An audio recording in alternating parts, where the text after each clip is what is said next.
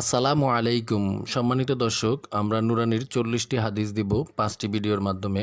প্রতিটি ভিডিওতে 8টি করে হাদিস পাবেন আপনারা। যে হাদিসগুলো নুরানিতে কোমলমতি শিশুদেরকে শিক্ষা দেওয়া, এটা শুধু শিশুদের জন্যই নয়, আমাদের প্রত্যেকেরই জানা উচিত।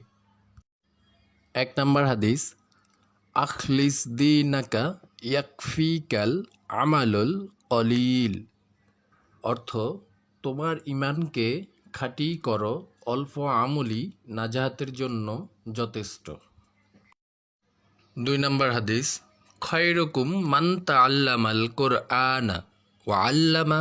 তোমাদের মধ্যে সর্ব উত্তম ওই ব্যক্তি যে কোরআন মাজিদ শিক্ষা করে এবং শিক্ষা দেয়।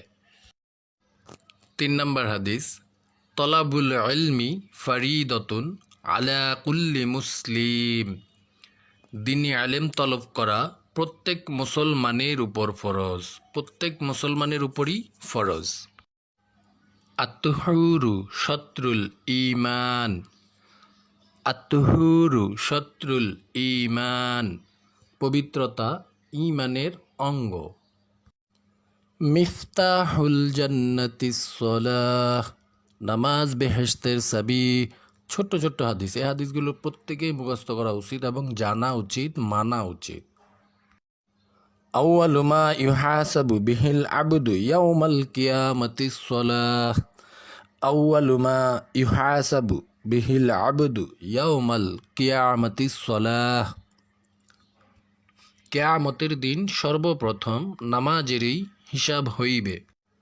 ফাদলুল আলিমি আলাল আবিদি কাফাদলি আলা আদনাকুম।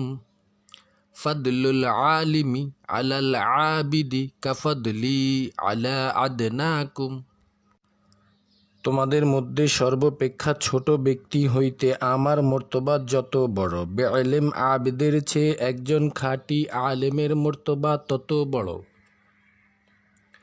অর্থাৎ একজন শিক্ষিত অনেক বড় মানের লোকের থেকেও যদি সে দিনদার এলেম না থাকে, তাহলে তার কোনো মূল্য নেই আল্লাহর কাছে। সেই জন্য আল্লাহ বলে দিয়েছেন যে একজন খাঁটি আলেমের মর্তবা আল্লাহর কাছে কত বড়, সেটাই বোঝানো হয়েছে।